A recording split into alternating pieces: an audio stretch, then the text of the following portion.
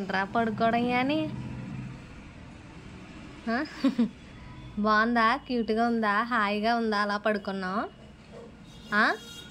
నీ ఫ్రెండ్స్ అందరికీ నేను చూపించేస్తాను. చూపించేనా? మొహం చూడు ఎలా ఉంది, ఉడత మొహం ఆడేసుకుని. ఉడత మొహం దానా, ఉడత మొహం దానా. తిన్నావా? సరిగా పడుకో.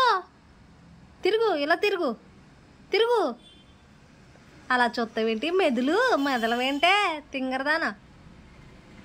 చిన్నప్పటి నుంచి అని ఇంతే అండి, ఇలానే పడుకుంటుంది.